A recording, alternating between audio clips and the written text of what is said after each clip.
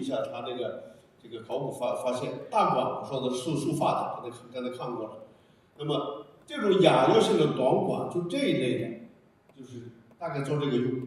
这个是在妇好墓里出了一大堆这样的小管。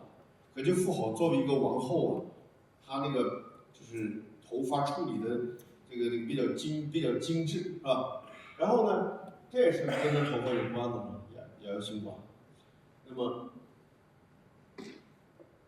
我们再往下看，好，这种亚热性管的话，你看这一件，你看这一件是小件还是我单件出现在头部。那么这不是墓主人吗？在头部这个位置，它应该是这边滑下来的，在这个位置。而这种短的呢，这种那个长的，它成对出现，就是我曾经用过这样的图啊，就是说我们把这个骨架给拿走，把骨架一提取完了以后，就发现它其实是腰部一对，腰间，所以它是一个实用器。那么这样的例子很多，就是单独管在头部里面都是在头部的。这早年发掘的，那时候没有数码相机，我们考古早年发掘室其实很可怜的，就是我们出一次差，1个月只能领1卷胶卷，1卷胶卷是35张，要36张要35的嘛，所以就不敢拍照片，就是只能画图，我们都要画那些墓葬图，这都是当年画出来的。你像我自己，就是现在刚到今天，好多人说唐山有没有早年你发掘的照片，你年轻时候在野外的照片，我找不到，因为我不能拿胶片拍我自己，因为拍我自己是浪费，拍墓葬是不浪费，拍我是浪费。其实现在想想也不对啊，是吧？我年轻时候人留起来也不见得是浪费，但当时认为就是浪费。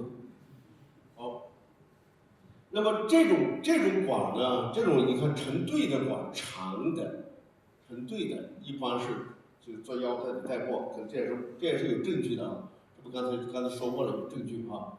我们再看一看更多的证据。你比方说，这是一对，这个墓葬出的，你看这个墓葬头，你可以看到那个头，这早年76年发掘，76年发掘。连135胶卷都没有，都是那个120胶片，头在这儿。然后呢，这个礼器看到没有？从椁板上塌下去的，看出来了。所以我说这是礼器，大的玉珏，从椁板上塌下去了。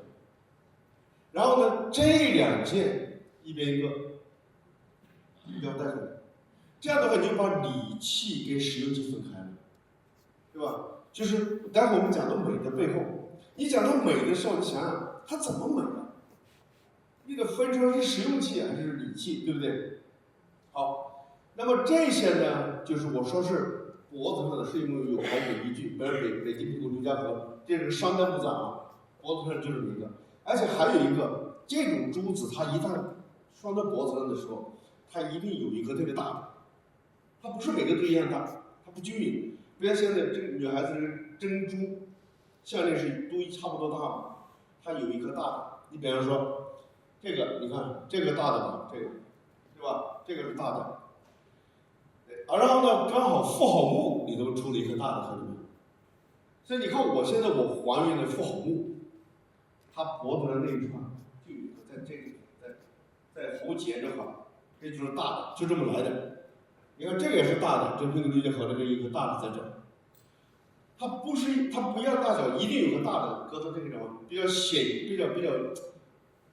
暴露的位置，是吧？比较暴露位置，要可以炫耀的地方。好，那么还有这是那个。另外的话，我们从使用痕迹上看到这些器物是用法不同。你比方说，我们发现是亚腰心管，我怎么证明它是双带子的呢？其实从痕迹上能看出来，看这个地方。哪怕是像玉这样的6以上的硬度的，它反复的这个用带子穿在上去磨，它也能磨出痕迹来哈，它有磨损。而这样的管呢，它就没有磨损，那没有磨损就不对，就不是就用法不一样吗？所以你看这两个用法不一样，我们就可以再看下一个。你看这种管。它只能是从下穿到上，就如同这么来穿，它就不会有磨损。所以你看这个地方崩裂，它只有这种崩裂，这个是明显崩裂崩掉的，它不是磨的，所以它是竖穿。你看这地方都没有这样的磨损痕迹，所以它竖穿是这么的穿，所以它是理气，它竖带嘛一大条理气。而这种呢，它就实用气，因为什么呢？因为它需要这个穿个带子穿上去，它有磨损痕迹，这就是实用气，这就分开了。那么这个用法就是你看，因为我们发现到的就是人身上一大串的，这才是理气啊。好，那么这是早年发掘的理气，这个一套这样的，它也是崩断，你看好多人都崩断了，这就好多人断，你看这个直接断掉这个地方，它因为它创的这么长，它就会断掉，所以它是理气。好，那么这